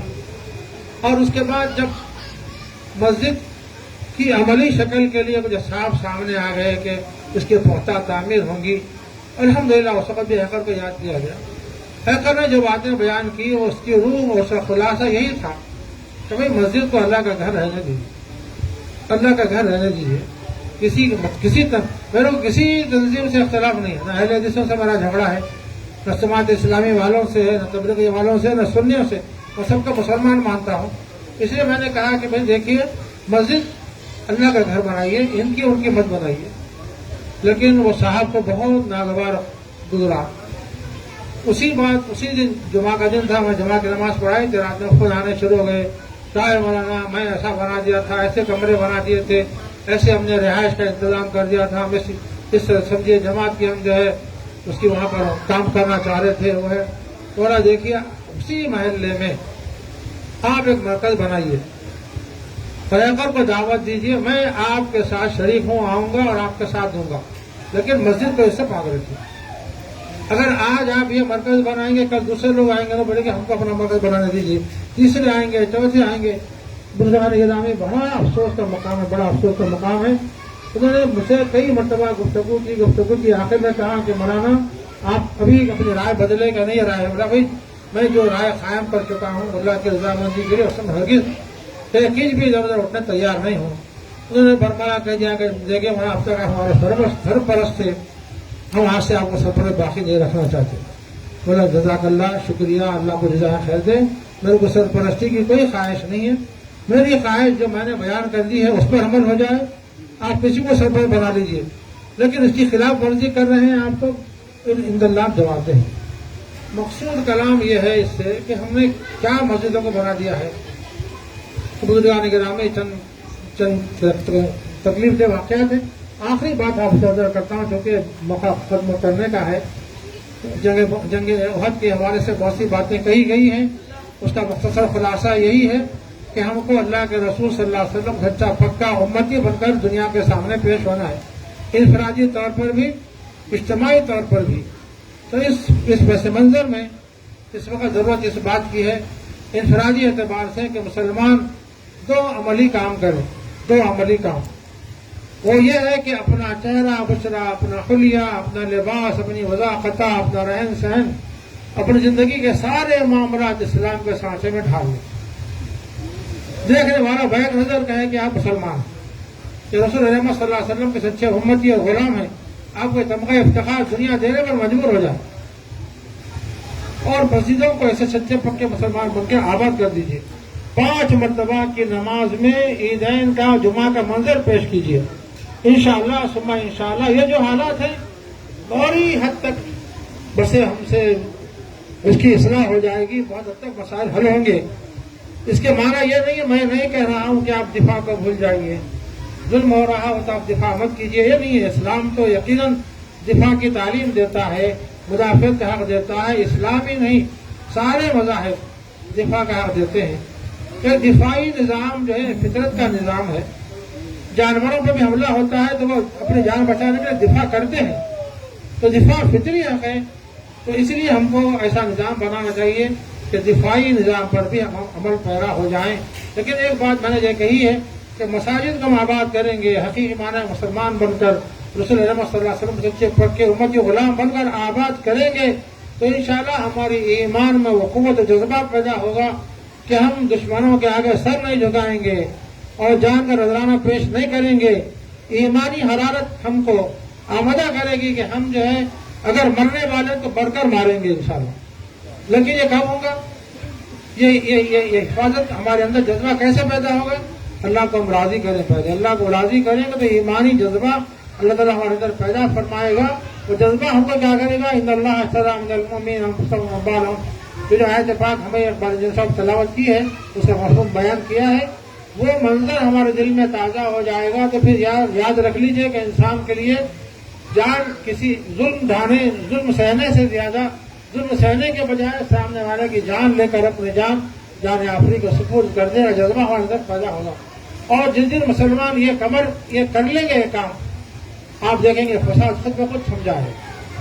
اس لیے فساد پھیل رہا ہے کہ ہم نے اپنے اندر جذبہ ایمانی کو کمزور کر لیا ہے، جس کی وجہ سے وہ طاقت اور وہ جو من اللہ ہم کو سمجھے جذبہ ملنا چاہیے وہ ہم سے سرد پڑتے جا رہا ہے. نتیجہ یہ ہے کہ ہم دشمنوں کا نرم نوالا بن گئے ہیں. اس پس منظر میں ہم کو جنگ احد کی تاریخ کا بھی مطالعہ کرنا چاہیے، جنگ بدر کا بھی اور غزوہ حنین کا بھی اور خندق کا بھی اور سارے جتنے غزوات ہیں، سرایہ ہیں، اور ان سب کا مطالعہ کریں گے تو آپ کو اس کا ہی خلاصہ نچوڑ ملے گا. اور انشاءاللہ اس سے ہم کو بڑی تقویت حاصل ہوگی، جبکہ ہم حقیقی معنی میں ایک سمجھیے کہ خیر امت بن کر دنیا کے سامنے پیش ہوں گے. خیر امت بننا آسان کام نہیں ہے. خیر امت بننا ہے تو سب سے پہلے تو نفس کو قربان کرنا پڑے گا. قربانی کی عید میں ہم جانور قربان کرتے ہیں، بسم اللہ واللہ اکبر، مہنگے مہنگے جانور قربان کرتے ہیں، لوگوں کو دکھاتے ہیں میں ایسا قربان کر رہا ہوں، جو کوئی کمال نہیں ہے. کمال یہ ہے کہ انسان قربانی دیتے ہوئے نفس کو قربان کرے. پہلے جس نفس کو انسان مسلمان قربان کرنے کا جذبہ سیکھ لیں گے، ان میں اتحاد اتفاق بھی پیدا ہوگا، مرکزیت بھی پیدا ہوگی، دین کے جذبے ان کے اندر زندہ ہوں گے. اور انشاءاللہ وہ دن ضرور آئے گا، اللہ تعالیٰ ضرور لائیں گے کہ سارے عالم میں اس وقت اسلام کا غلبہ ہونا ہے. اسلام کا پرچم سارے عالم میں لہرانا اللہ نے طے کر لیا ہے. یہ وہ اسباب علل ہے جو اس وقت جو ہمارے درپیش ہیں. یہ سمجھیے یہی پیغام دے رہے ہیں کہ مسلمانوں تم سدھر جاؤ، تم درست ہو جاؤ، تم اللہ والے بن جاؤ، کونوا ربانیین. انشاءاللہ ہم تم کو غلبہ عطا کریں گے. ایسے اسباب بنائیں گے کہ تم اسباب اختیار کر کے ان کا مقابلہ بھی کرو گے انشاءاللہ. ثم انشاءاللہ سب کچھ ہوگا، لیکن شرط یہ ہے کہ وانتم العالون ان کنتم مومنین. بس یہ چند باتیں آپ کی خدمت میں رکھی گئی ہیں. جنگ احد کے بارے میں بہت سی باتیں آپ نے سماعت فرمائی ہیں، اور اس موقع پر ہمارے بہت ہی کرم فرما اور ہمارے بہت چاہنے والے مولانا حبیب محمد عبد الرحمن الحامد رحمہ اللہ کو یاد نہ کیا جائے تو ناسپاسی ہوگی. ظاہر ہے وہ بہت مخلص بندے تھے، دین کا جذبہ ان کے روح میں رچا بسا تھا، وہ دین کا غلبہ چاہتے تھے، اور اس لیے انہوں نے غزوات کو اور جو اسلام کی تاریخ کی جو جنگیں ہیں ان سب کو، اسلام کی تاریخ کو ایسے ازبر کر لیا تھا کہ یوں سمجھ لیجیے جیسے حافظ قرآن سناتے ہیں. بس ایسے کچھ انداز تھا. وہ تاریخ کے حافظ تھے اور ہر موضوع پر بے تھکان بات کرتے تھے. جس غزوے کے بارے میں ان کو موضوع دے دیا جائے تو پھر سیر حاصل گفتگو کرتے تھے، اس کے سوا کوئی دوسری تیسری بات ان کی زبان سے نکلتی نہیں تھی. اللہ نے ایسا نوازا تھا ان کو. اور ایسے حضرات، ایسے اصحاب جو ہے برسوں میں کہیں جا کر پیدا ہوتے ہیں. ظاہر ہے ہم کو قدر کرنی نہیں آتی زندگی میں. بعض لوگ کہتے ہیں کہ ہماری امت مرزا پرست قوم بن گئی ہے. واقعہ بھی یہی ہے، اگرچہ کہ لفظ کڑوا ہے لیکن سچی حقیقت بھی ہے کہ زندگی میں ہم کسی کی قدر نہیں کرتے. مرنے کے بعد ان کی تعریف کرتے ہیں، ان کے قصیدے لکھتے ہیں. ظاہر ہے یہ فکر کبھی بدلنا چاہیے، اس کی اصلاح کرنا چاہیے. اور آخری تمنا میری یہی ہے کہ پورے ہندوستان بھر میں نہ صحیح، کم سے کم ہندوستان میں حیدرآباد کے سطح پر کم سے کم تمام مسالک، تمام جماعتوں کے سب میں مل کر، ہم سب کو مل کر ایک امیر کا انتخاب کرنا چاہیے اور اس کو سامنے رکھ کر ان کی رہبری میں ہم کو اپنا قدم آگے بڑھانا چاہیے. وہ اگر کہیں آپ داڑھی رکھیں ہم داڑھی رکھیں، وہ کہیں آپ لباس بدل لیں لباس بدل لیں، وہ کہیں مسجدوں کو آباد کریں آباد کر لیں، وہ کہیں کہ آپ اپنے صفوں میں اتحاد پیدا کر لیں، وہ کہیں کہ مسلکی اختلافات کو پیچھے ڈال دیں ہم پیچھے ڈال دیں. یہ ضروری ہے.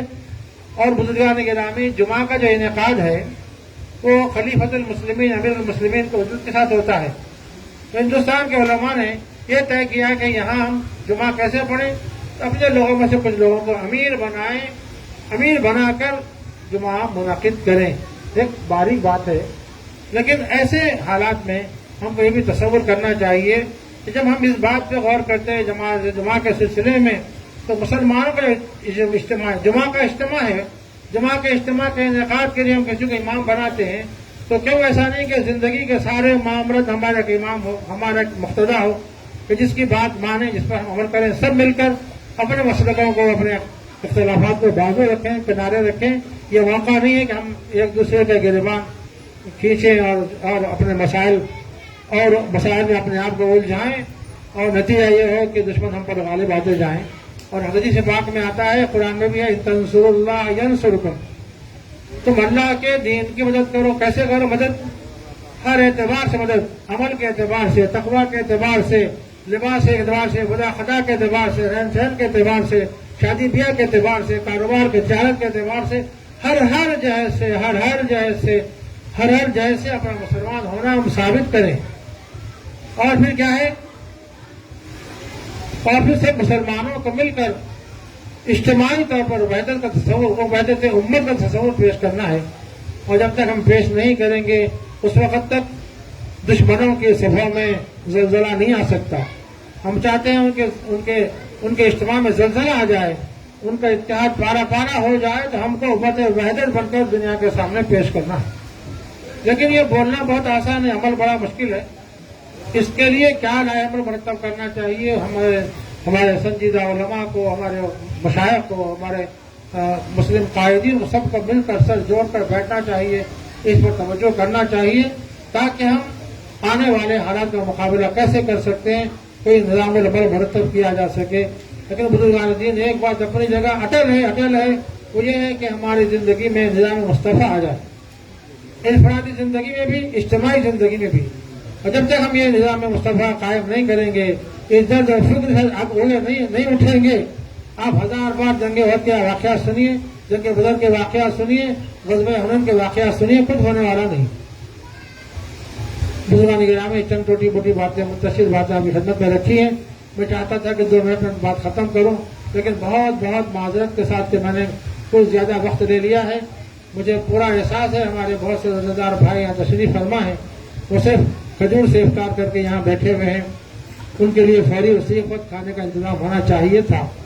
اور جو دوری ہو گئی ہے، میں اپنے تمام بیروزگار بزرگوں سے، نوجوانوں سے معافی کا خواستگار ہوں کہ ہم نے آپ کا زیادہ وقت لیا ہے اور آپ کے کھانے میں تاخیر بھی ہوئی ہے. بس دعا ہے پروردگار عالم سے کہ الہ العالمین ہم سب کو مولا کہنے سننے سے کہیں زیادہ عمل کی توفیق عطا فرمائیے، اور موجودہ حالات میں مولا ہم کو اپنے صفوں کو درست کرنے کی توفیق عطا فرمائیے. پروردگار حالات کا سنجیدگی سے جائزہ لینے اور اس کے لیے کوئی منصوبہ بندی کرنے کی ہم کو توفیق نصیب فرمائے. اور اللہ تعالیٰ اپنے خاص مدد نصرت فرمائے. پروردگار عالم آپ رحیم و کریم آقا ہے مولا، ہم جیسے بھی ہیں مولا آپ کے بندے ہیں، ہم جیسے بھی مولا آپ کے رسول صلی اللہ علیہ وسلم کے امتی ہیں مولا. اس ٹوٹی پھوٹی نسبت کی مولا لاج رکھ لیجیے مولا.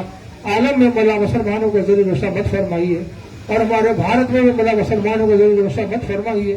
اور دیگرام ٹوٹی پھوٹی نسبت کی لاج رکھ کر مولا اپنے پاس سے مولا غیبی مدد نازل فرمائیے، اور ہم سب کو مولا دفاع پر توجہ کرنے کی اور ایمانی جذبات کو تازہ کر کے پروردگارا ہر ظلم کا مقابلہ کرنے کا ہمیں حوصلہ پیدا فرما دیجیے.